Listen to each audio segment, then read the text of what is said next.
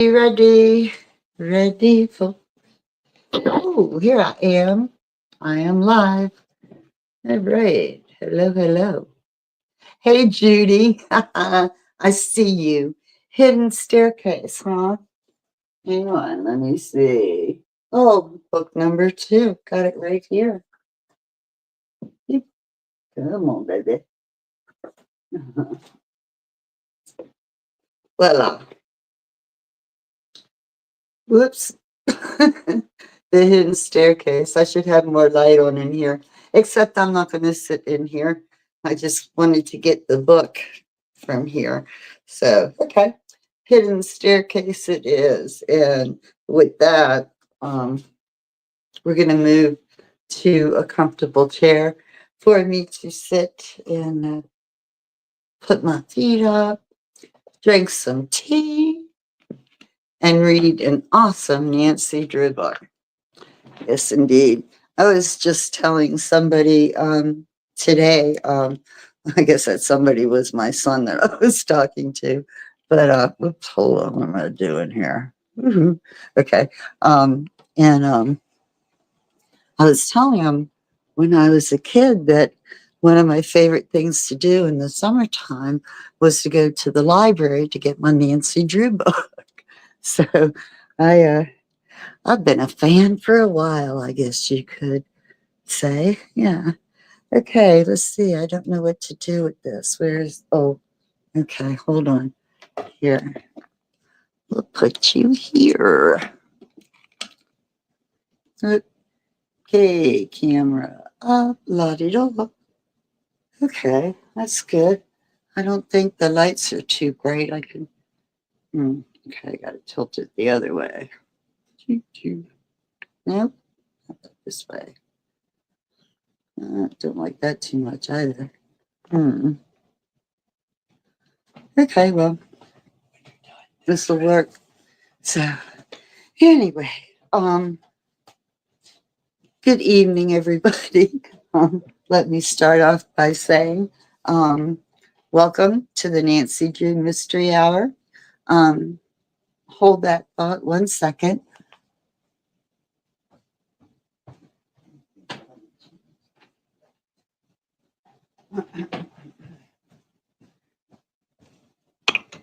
Hold that thought. I think that tonight this light is too bright. It's bothering me. Okay. Now, we've got this lamp instead. Oops. Okay. All right, there we go. Oh, that's good for me. All right, because then I can put my feet up and scrunch over next to the light. No, I'm still getting a reflection in that mirror, though. Oh, well, what can I say, right? All right. Oh, one more. Oh, this way. Okay, I think we're good. So, hold on. Oh, let me just have a sip of this. All right. So, first intros. um, for those of you out there, hey, hey. Some of you are out there like right here, right now with me. Many of you will probably look at this after the fact, but and which is fine. But I prefer myself the live tours because I get to interact with people. You know, they can type in the chat and let me know what's going on or anything. So you don't have that when you catch this later, though. Anyway, so I'm Sharon Schultz, and I'm known as the Bay Lady because I live in the Chesapeake Bay region in Maryland, close to Baltimore. And it's a beautiful place. It's a beautiful state. I love the water. The Chesapeake Bay is the largest estuary in the country. There's none bigger. And so there are a lot of beautiful places that dot the bay shoreline.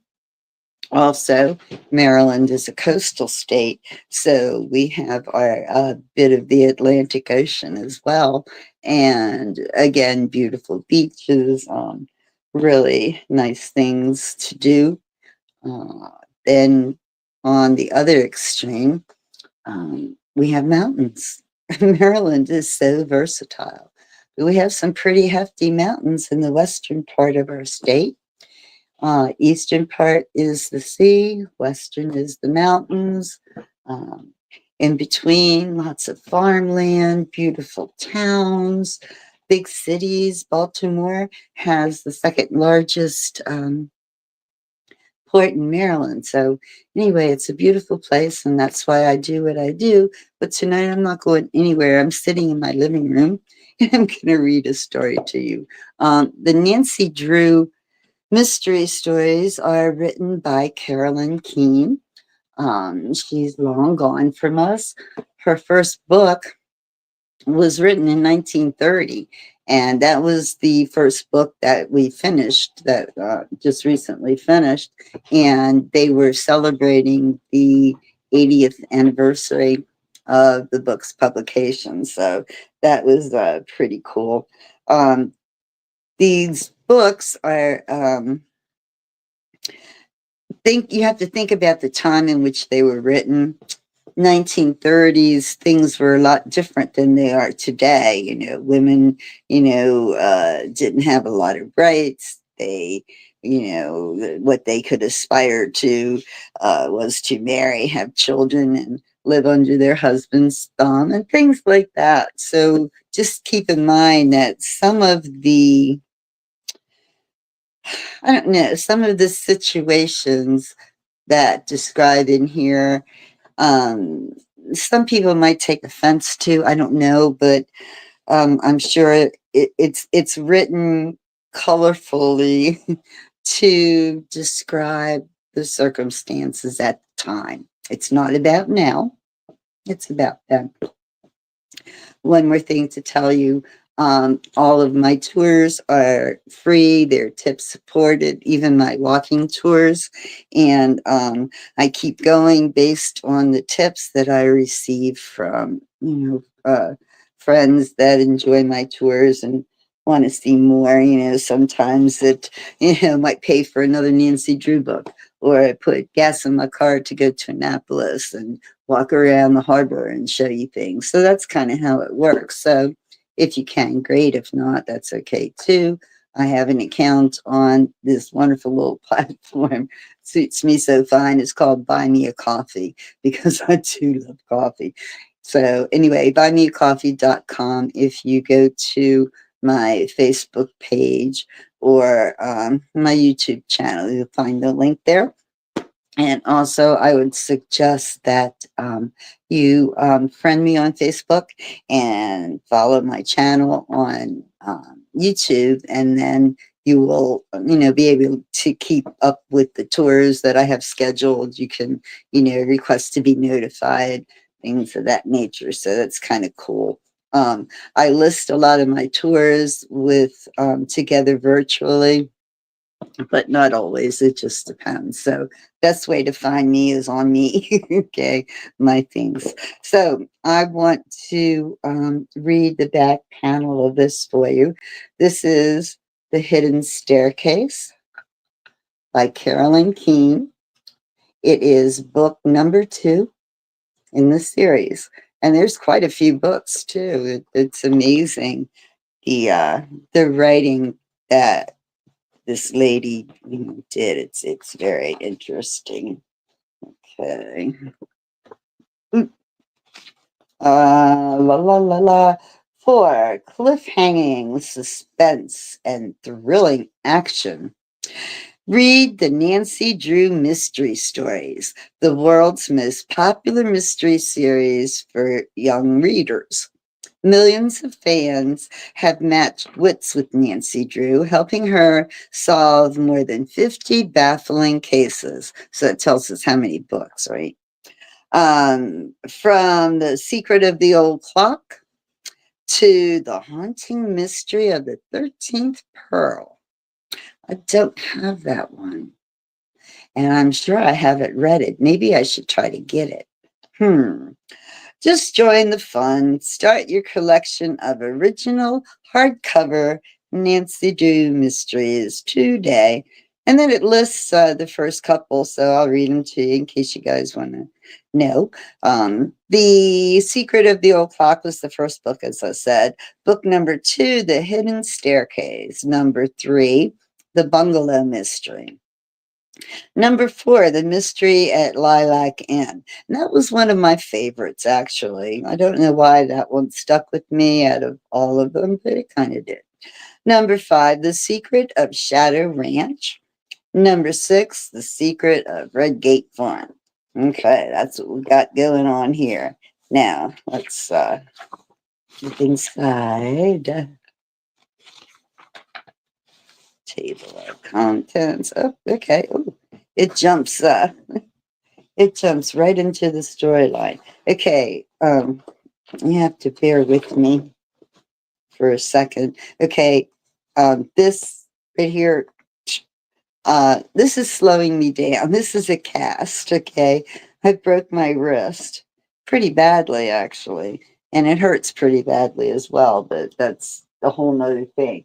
Anyway, yeah, it was on the ice. I fell, and I wanted to stop myself from hitting the ground, and I put my arm out to break my fall, and instead I broke my wrist in 2 places. So I am in a cast, and it's just not wonderful at all.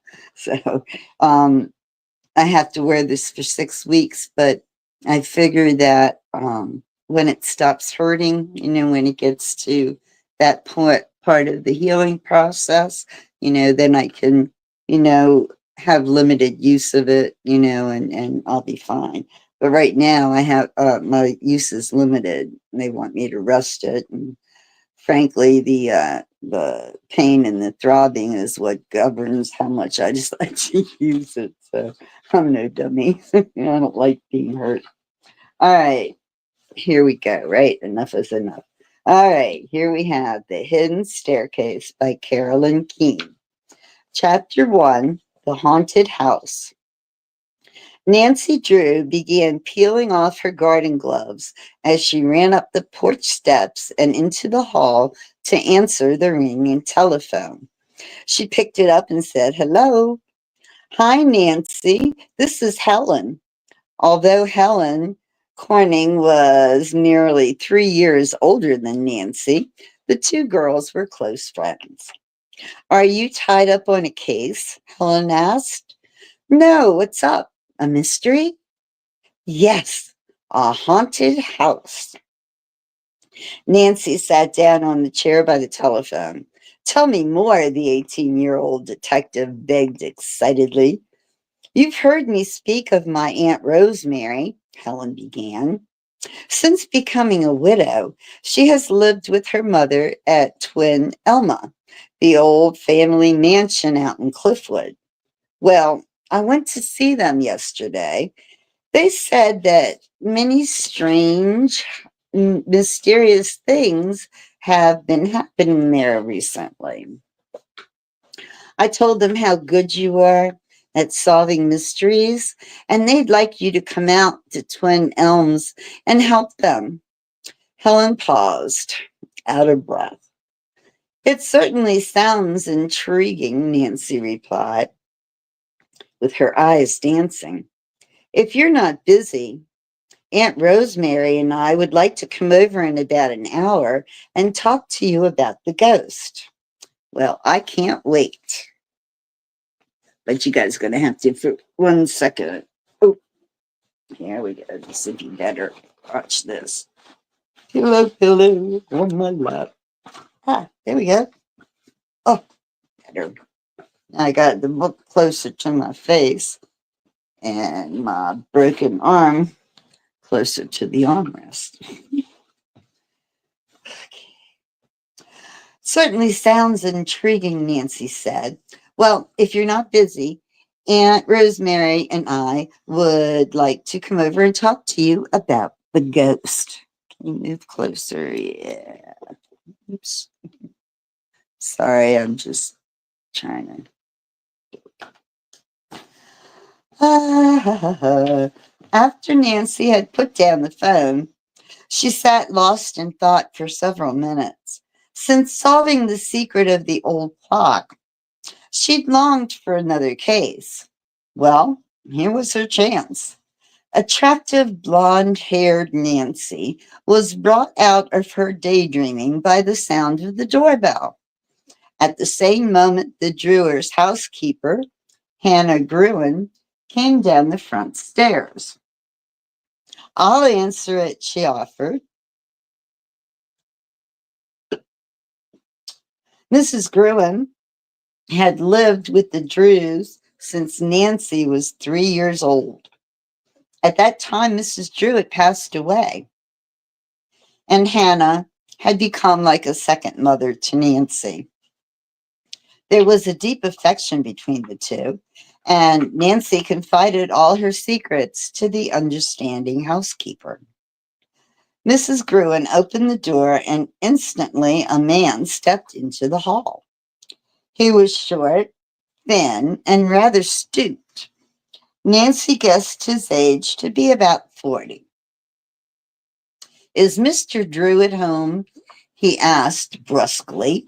My name is Gomber, Nathan Gomber. No, he's not here just now, the housekeeper replied. The caller looked over Hannah Gruen's shoulder and stared at Nancy.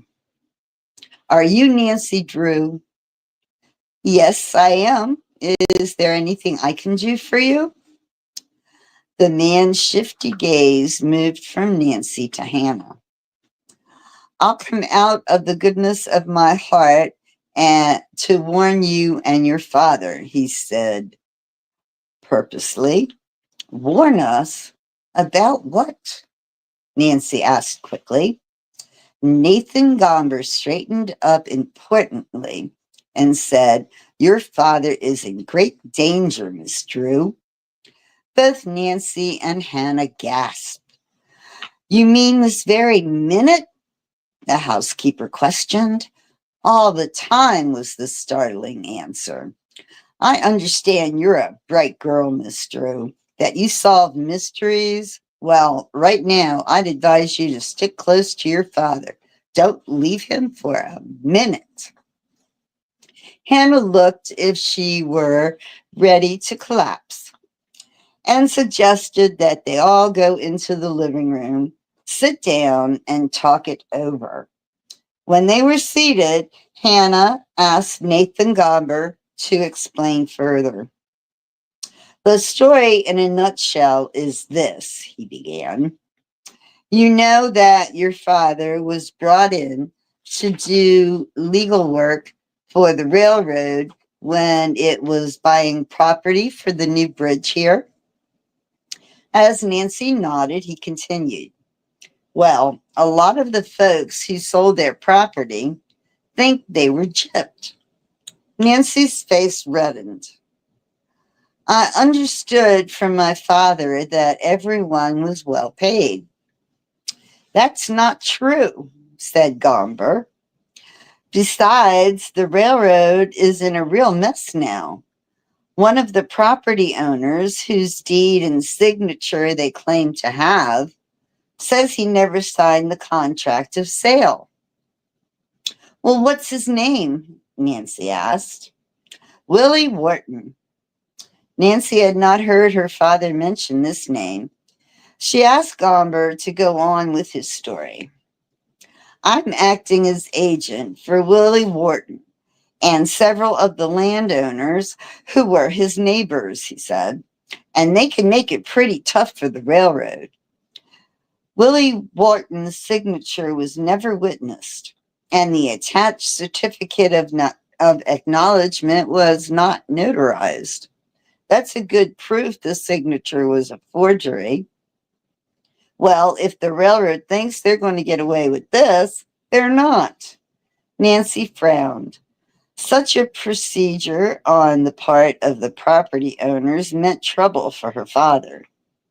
She said evenly, but all Willie Wharton has to do is swear before a notary that he did sign the contract of sale. Gomber chuckled. It's not that easy, Miss Drew. Willie Wharton is not available. Some of us have a good idea where he is, and we'll produce him at the right time. But that time won't be until the railroad promises to give the sellers more money. Then he'll sign. You see, Willie is a real kind man, and he wants to help his friends whenever he can. Now he's got the chance. Nancy had taken an instant dislike to Gomber, and now it quadrupled. She judged him to be the kind of person who stays within the boundaries of the law, but whose ethics are questionable. This was indeed a tough problem for Mr. Drew. Who are the people who are apt to harm my father? She asked. I'm not saying who they are, Nathan Gumber retorted. You don't seem very appreciative of my coming here to warn you. Fine kind of a daughter you are. You don't care what happens to your father. Annoyed by the man's insolence, both Nancy and Mrs. Gruen angrily stood up. The housekeeper pointed towards the front door, said, Good day, Mr. Gomber. The caller shrugged as he too rose. Have it your way, but don't say I didn't warn you. He walked to the front door, opened it, and as he went outside, closed it with a tremendous bang. Well, of all the insulting people, Hannah snorted. Nancy nodded. But that's not the worst of it, Hannah, darling. I think there's more to Gomber's warning than he's telling. It seems to me simply a threat. And he almost had me convinced. Maybe I should stay close to Dad until he and the other lawyers have straightened out this railroad tangle. She said this would mean giving up a case she had been asked to take. Hastily, Nancy gave Hannah the highlights of her conversation with Helen about the haunted house. Helen and her aunt will be here in a little while to tell us the whole story. Oh, maybe things aren't so serious for your father as that horrible man made out, Hannah said encouragingly. If I were you, I'd listen to the details about the haunted house and then decide what you want to do about the mystery. In a short time, a sports car pulled into the winding, tree-shaded driveway of the Drew home. The large brick house was set some distance back from the street. Okay, hang on. I have my tea here.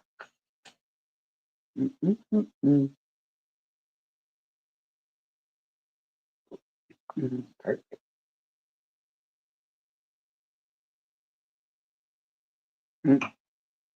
Okay.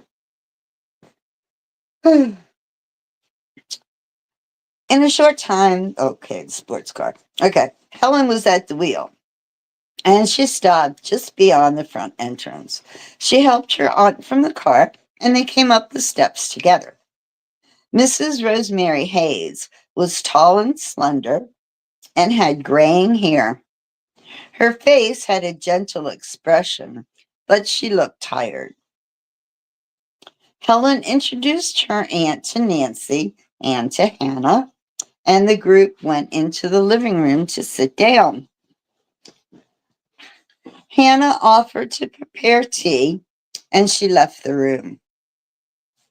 Oh, Nancy, said Helen, I do hope you can take Aunt Rosemary and Miss Flora's case. Quickly, she explained that Miss Flora was her aunt's mother.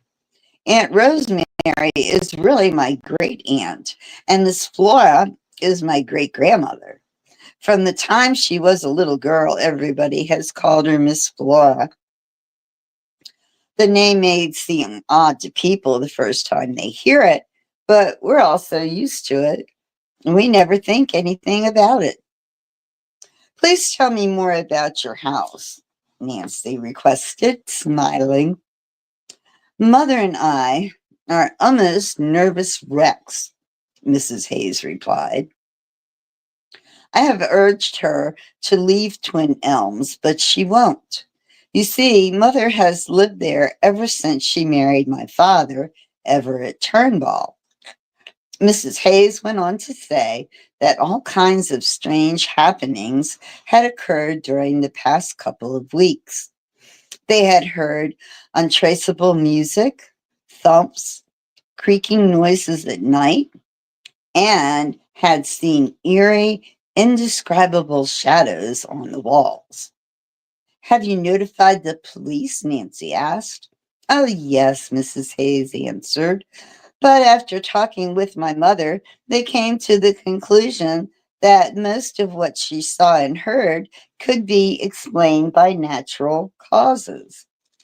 The rest, they said, was probably imagination on her part. You see, she's over 80 years old, and while I know her mind is sound and alert, I'm afraid that the police don't think so. After a pause, Mrs. Hayes went on. I had almost talked myself into thinking the gloomy noises, the ghostly noises, could be attributed to natural causes when something else happened. What was that? Nancy questioned eagerly. We were robbed. During the night, several pieces of old jewelry were taken. I did telephone the police about this, and they came to the house for a description of the pieces. But they still would not admit that a ghost visitor had taken them. Nancy was thoughtful for several seconds before making a comment. Then she said, do the police have any idea who the thief might be? Aunt Rosemary shook her head. No, and I'm afraid we might have more than burglaries.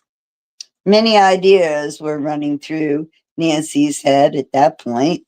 One was that the thief apparently had no intention of harming anyone, that his only motive had been burglary. Was he or was he not the person who was haunting the house? One could, or could the strange happenings have some natural explanations, as the police had suggested? At that moment, Hannah returned with a large silver tray on which she had a tea service and some date tea sandwiches. She set the tray on a table and asked Nancy to pour the tea. She herself passed the cups of tea and sandwiches to the callers. As they are, Nancy said, as they ate.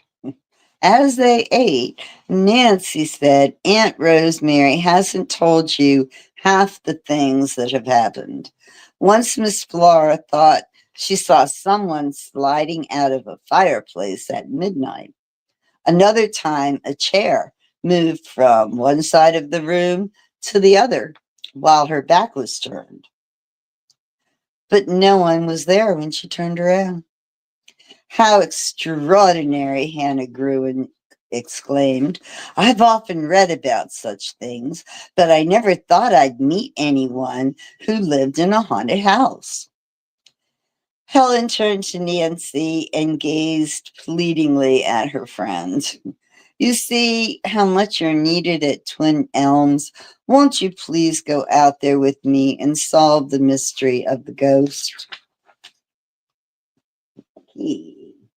More tea for me.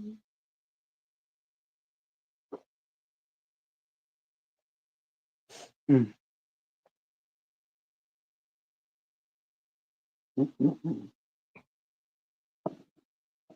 Okay, chapter 2. Oops, stretch. Chapter 2. Sipping their tea, Hannah Corning and her aunt waited for Nancy's decision. The young sleuth was in a dilemma. She wanted to start at once solving the mystery of the ghost of Twin Elms. But Nathan Gomber's warnings still rang in her ears, and she felt that her first duty was to stay with her father. As she spoke, Mrs. Hayes, she began, please call me Aunt Rosemary, the caller requested. All Helen's friends do. Nancy smiled. I'd love to. Aunt Rosemary, may I please let you know tonight or tomorrow? I really must speak to my father about the case. And something else came up just this afternoon, which may keep me at home for a while at least. I understand, Mrs. Hayes answered, trying to conceal her disappointment. Helen Corning did not take Nancy's announcement so calmly. Oh, Nancy, you just must come. I'm sure your dad would want you to help us. Can't you postpone the other thing until you get back? I'm afraid not, said Nancy.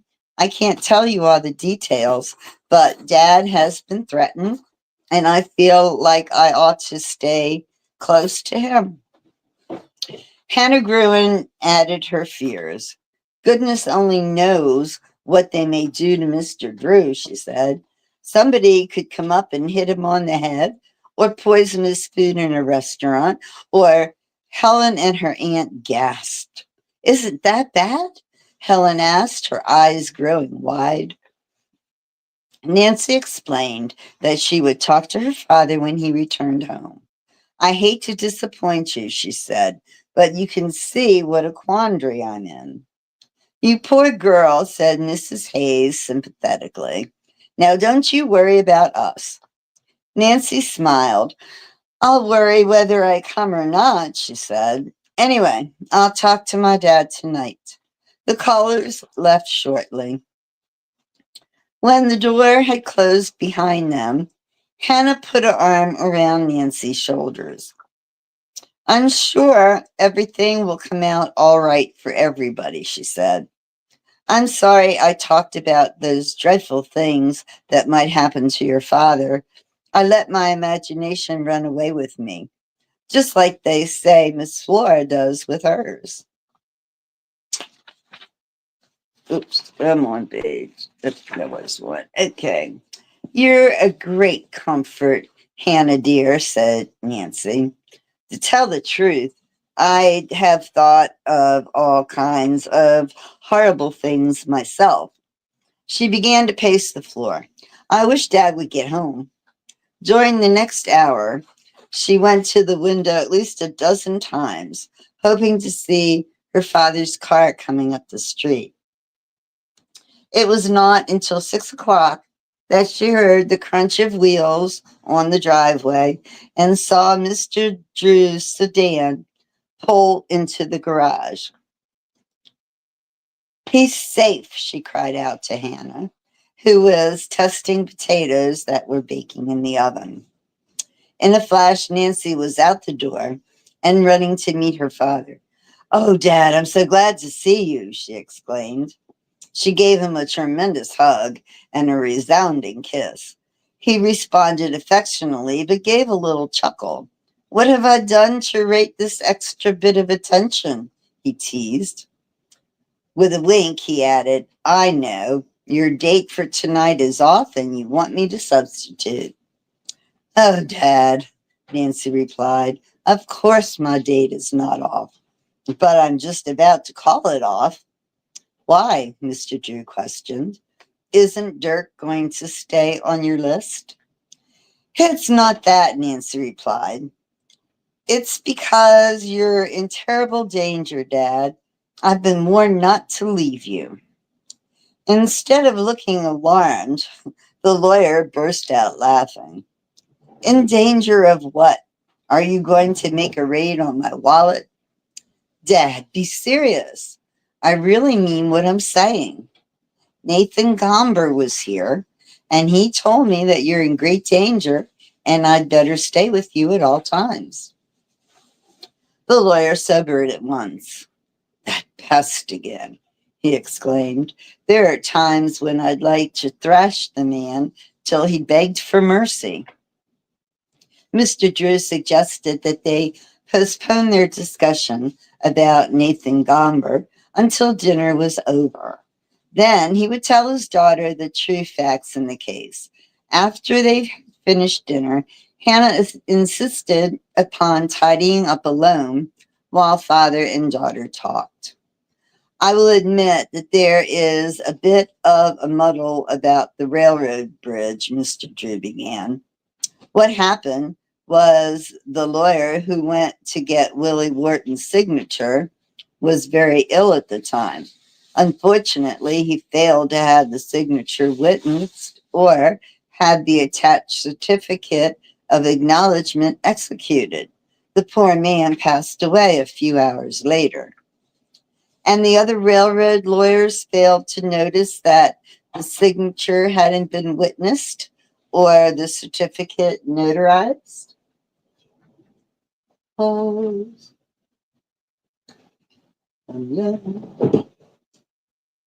Not right away. The matter did not come to light until the man's widow turned his briefcase over to the railroad. The old deed to Wharton's property was there, so the lawyers assumed that the signature on the contract was genuine. The contract for the railroad bridge was awarded and work began. Suddenly, Nathan Gomber appeared saying he represented Willie Wharton and others who had owned property which the railroad had bought on either side of the Muscola River. I understand from Mr. Gomber, said Nancy, that Willie Wharton is trying to get more money for his neighbors by holding out for a higher price himself. That's the story. Personally, I think it's a sharp deal on Gomber's part.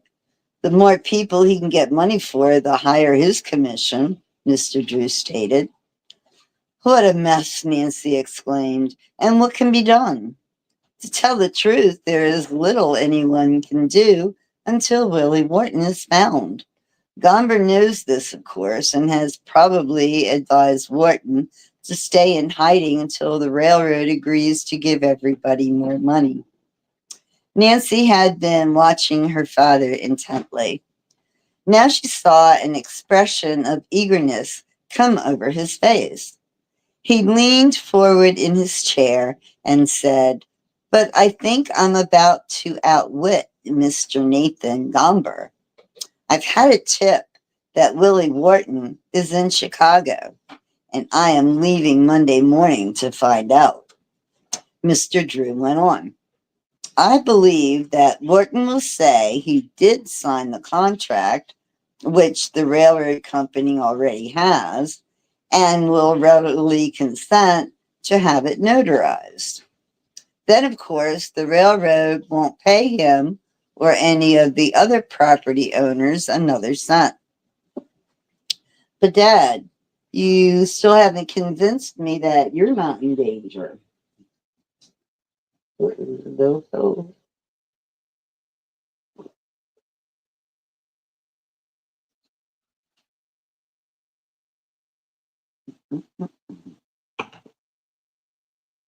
The pause for the cause. Ow. My arm is stiffening up. Ugh. I can't win. If I use it too much, it aches.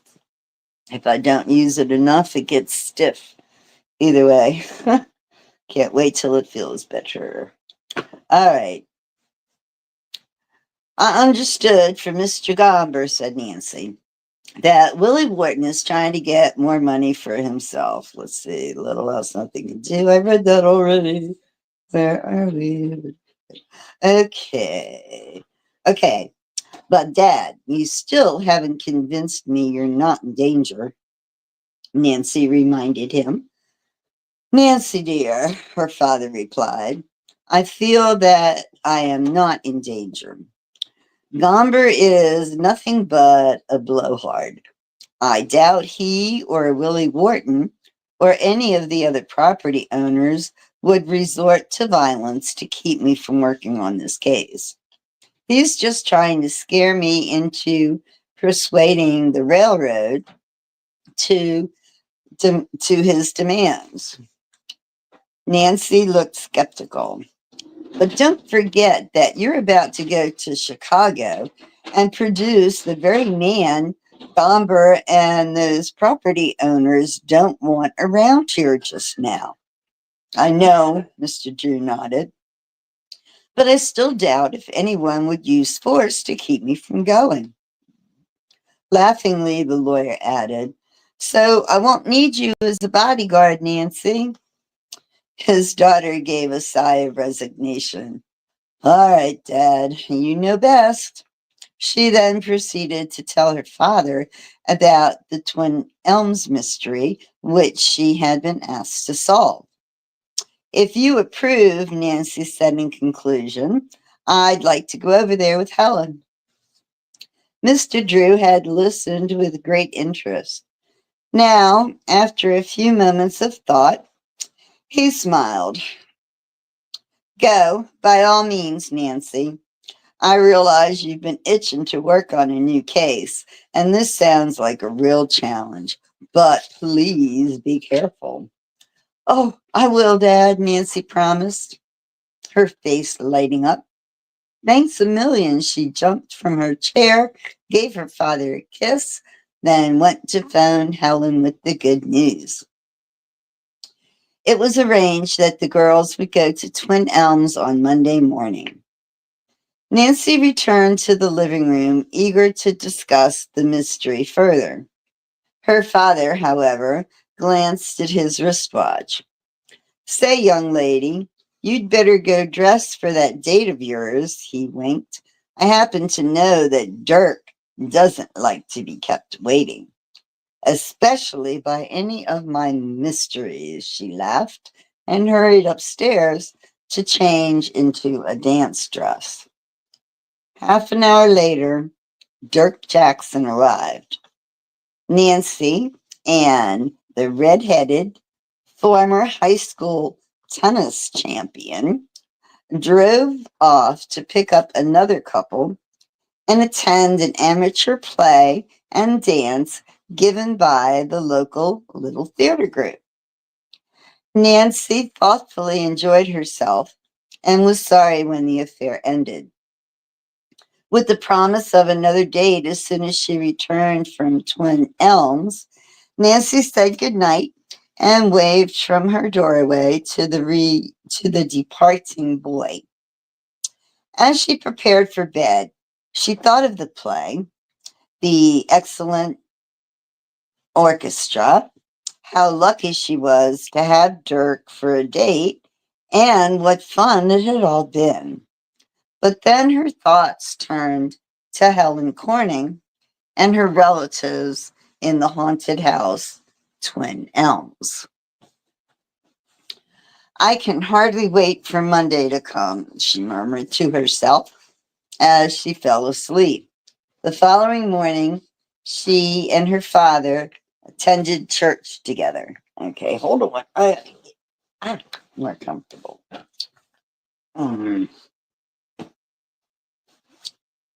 Okay. Hannah said she was going to a special service that afternoon and therefore would stay at home during the morning. I'll have a good dinner waiting for you, she announced as the Drews left. After the service was over, Mr. Drew said he would like to drive down to the waterfront and see what progress had been made on the new bridge. The railroad is going ahead with construction on the far side of the river, he told Nancy. Is the Wharton property on this side? Nancy asked. Yes, and I must get to the truth of this mixed up situation so that work can be started on this side too. Mr. Drew wound around the many streets leading down to the Muskoka River, then took the vehicular bridge across. He turned towards the construction area and presently parked his car. As he and Nancy stepped from the sedan, he looked ruefully at her pumps. It's going to be rough walking down to the waterfront. Perhaps you had better wait here. Oh, I'll be all right, Nancy assured him. I'd like to see what's being done. Various pieces of large machinery stood about on the high ground: a crane, a derrick, and hydraulic shovels. As the Drews walked towards the river, they passed a large truck. It faced the river and stood at the top of an incline just above two of the four enormous concrete piers which had already been built. I suppose there will be matching piers on the opposite side, Nancy mused, as she and her father reached the riverbank. They paused in the space between the two huge abutments. Mr. Drew glanced from side to side as if he had heard something. Suddenly, Nancy detected a noise behind them. Turning, she was horrified to see that the big truck was moving towards them. No one was at the wheel, and the great vehicle was gathering speed at every moment. "Dad!" she screamed. In the brief second of warning, the truck almost seemed to leap towards the water. Nancy and her father, hemmed in by the concrete piers, had no way to escape being run down. "Dive," Mr. Drew ordered. Without hesitation, he and Nancy made running flat dives into the water and, with arms flailing and legs kicking, swam furiously out of harm's way. The truck thundered into the water and sank immediately up to the cab. The Drews turned and came back to the shore. "Phew, that was a narrow escape," the lawyer exclaimed as he helped his daughter retrieve her pumps, which had come off in the oozy bank. "And what sights are we?" Nancy remarked. "Indeed we are," her father agreed as they trudged up the incline. "I'd like to get hold of the workman who was careless enough to leave that heavy truck on the slope without the brake on properly." Nancy was not so sure that the near accident was the fault of a careless workman. Nathan Gomber had warned her that Mr. Drew's life was in danger. The threat might already have been put into action. Chapter 3: A Stolen Necklace. The plot thickens, as they say.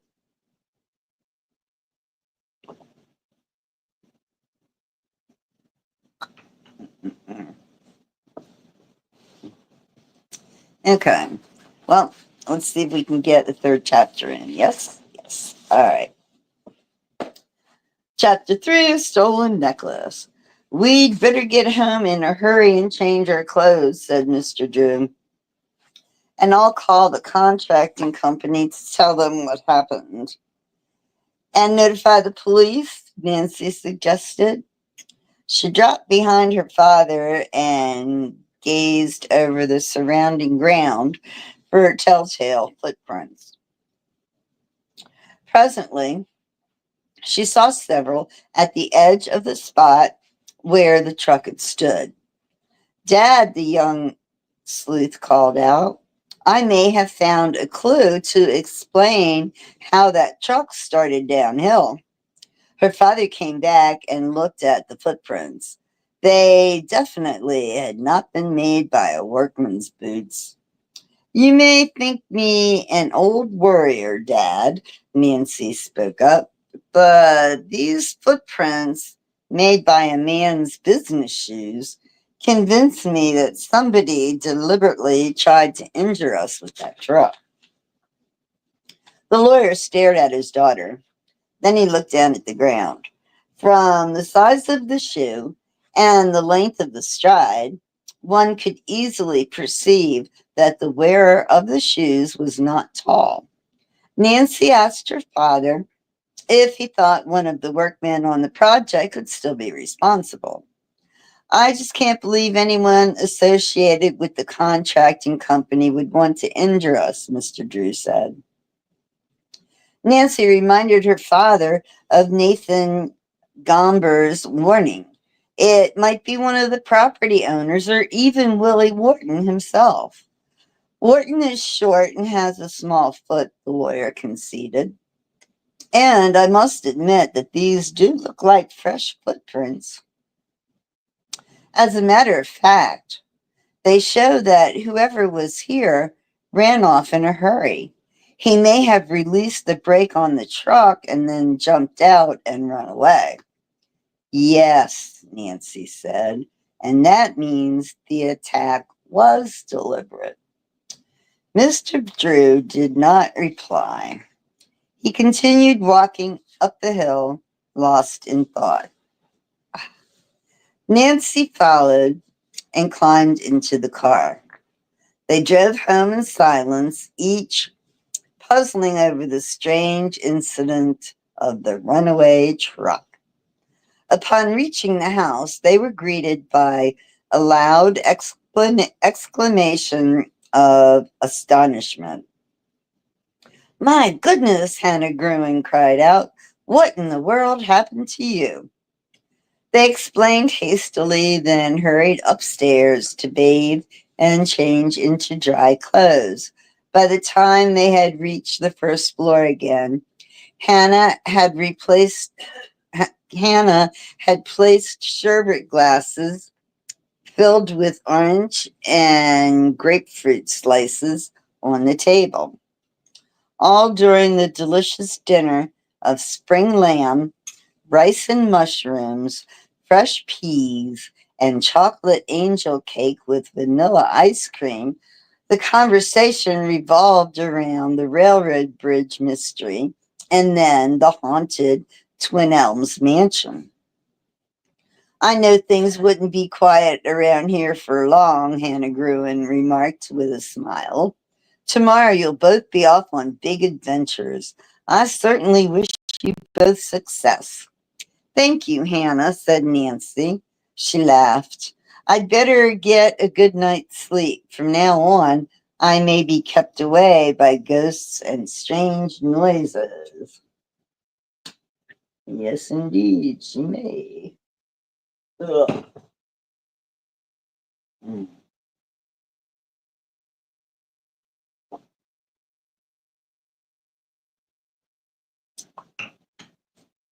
Uh.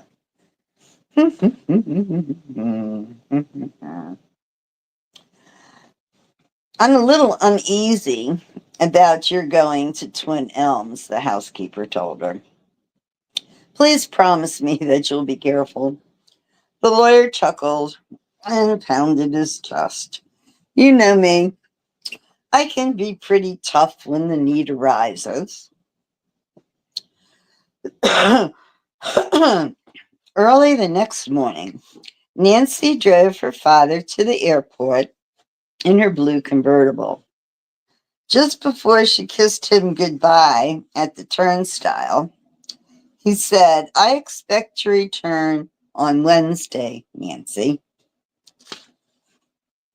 Suppose suppose I stop off at Cliffwood and see how you're making out.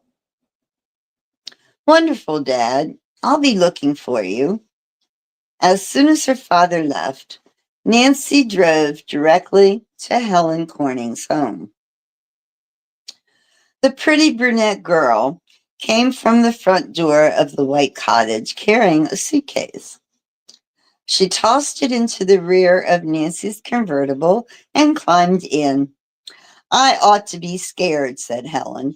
Goodness only knows what's ahead of us. But right now, I'm so happy nothing could upset me. What happened? Nancy asked as she started the car. Did you inherit $1 million? Something better than that, Helen replied. Nancy, I want to tell you a big, big secret. I'm going to be married. Nancy slowed the car and pulled to the side of the street. Leaning over to hug her friend, she said, Why, Helen, how wonderful. Who is he? Tell me all about it. This is rather sudden, isn't it? Yes, it is, Helen confessed. His name is Jim Archer, and he's simply out of this world. I'm a pretty lucky girl. I met him a couple months ago when he was home on a short vacation. He works for the Tristan Oil Company and has spent 2 years abroad. Jim will be away a while longer and then be given a position here in the States. As Nancy started the car up once more, her eyes twinkled. Helen Corning, have you been engaged for 2 months and didn't tell me? Helen shook her head. Jim and I have been corresponding ever since he left. Last night he telephoned from overseas and asked me to marry him. Helen giggled. I said yes in a big hurry. Then he asked to speak to Dad. My father gave his consent, but insisted that our engagement not be announced until Jim's return to this country. The two girls discussed all sorts of delightful plans for Helen's wedding, and before they knew it, they'd reached the town of Cliffwood. My great-grandmother's estate is about 2 miles out of town, Helen said. Go down Main Street and turn right at the fork. 10 minutes later, she pointed out Twin Elms. From the road, one could see little of the house. A high stone wall ran along the front of the estate, and beyond it were many tall trees. Nancy turned into the driveway, which twisted and wound among elms and oaks and maples. Presently, the old colonial home came into view. Helen said it had been built in 1785 and had been given its name because of the two elm trees which stood at opposite ends of the long building. They had grown to be giants, and their foliage was beautiful. The mansion was of red brick, and nearly all the walls were covered with ivy. There was a 10-foot porch with tall white pillars at the huge front door. It's charming, Nancy commented as she pulled up to the porch. Wait till you see the grounds, said Helen. There are several old buildings, an ice house, a smokehouse, a kitchen, and servants' cottages. The house certainly doesn't look spooky from the inside, Nancy commented. At that moment, the great door opened and Aunt Rosemary came outside. Hello, girls, she greeted them. I'm so glad to see you. Nancy felt the warmness of the welcome, but thought that it was tinged with worry. She wondered if another ghost incident had taken place at the mansion. The girls took their suitcases from the car and followed Mrs. Hayes inside. Although the furnishings looked rather worn, they were still very beautiful. The high ceiling rooms opened off a center hall, and in a quick glance, Nancy saw lovely damask draperies, satin covered sofas and chairs, and on the walls, family portraits in large gilded frames of scrollwork design. Aunt Rosemary went to the foot of the shabbily carpeted stairway, took hold of the handsome mahogany baluster, and called, "Mother, the girls are here." In a moment, a slender, frail-looking woman with snow-white hair started to descend the steps. Her face, though older in appearance than Rosemary's, had the same gentle smile. As Miss Flora reached the foot of the stairs, she held out her hands to both girls. At once, Helen said, "I'd like to present Nancy Drew, Miss Flora." "I'm so glad you can come, my dear," the elderly woman said. "I know that you're going to solve this mystery which has been bothering Rosemary and me. I'm sorry not to be able to entertain you more auspiciously, but a haunted house hardly lends itself to gaiety." The dainty yet stately Miss Flora swept toward a room which she referred to as the parlor. It was opposite the library. She sat down on a high backed chair and asked everyone else to be seated. "Mother," said Aunt Rosemary, "we don't have to be so formal with Nancy and Helen. I'm sure they'll understand that we've just been badly frightened." She turned towards the girls. "Something happened a little while ago that has made us very jittery."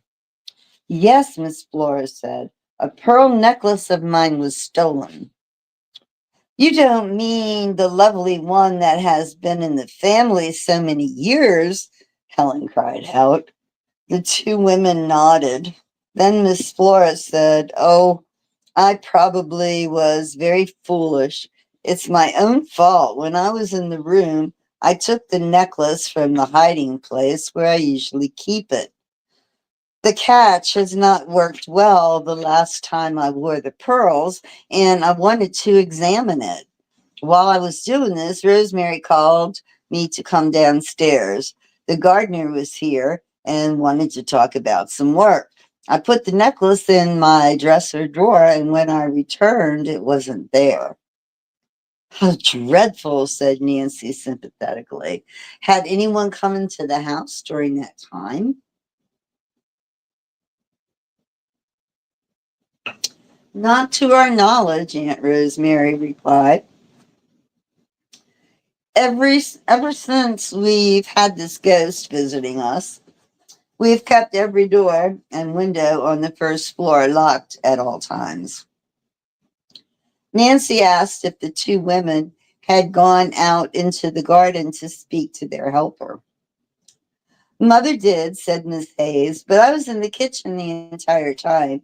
If anyone came in the back door, I certainly would have seen the person." "Is there a back stairway to the second floor?" Nancy asked. "Yes," Miss Flora answered, "but there are doors at both top and bottom, and we keep them locked. No one could have gone up that way." "Then anyone who came into the house had to go by way of the front stairs?" "Yes," Aunt Rosemary smiled a little, "but if anyone had, I would have noticed. You probably heard how the stairs creak when Mother came down. This can be avoided if you hug the wall, but practically no one knows that." "May I go upstairs and look around?" Nancy questioned. "Of course, dear, and I'll show you and Helen to your room," Aunt Rosemary said. The girls picked up their suitcases and followed the two women up the stairs. Nancy and Helen were given a large, quaint room at the front of the old house over the library. They quickly deposited their luggage.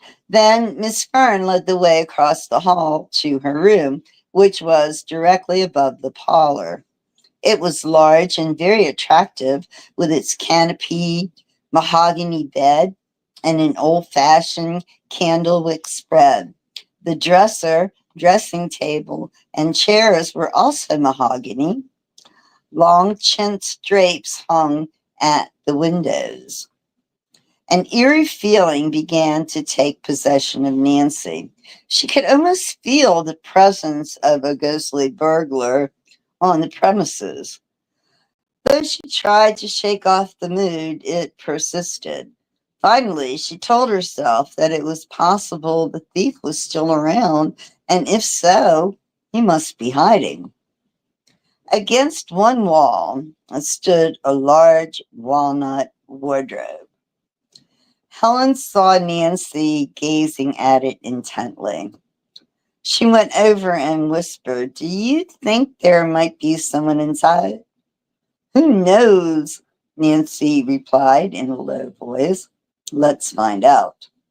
She walked across the room and, taking hold of the two knobs on the double doors, she opened them wide.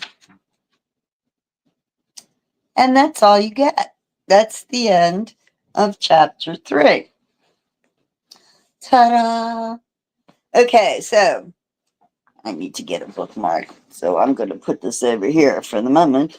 Okay, so the deal is that I will see you next Sunday night, 8 p.m., and 3 more chapters. So we've read 1, 2, and 3 of the Hidden Staircase. Okay.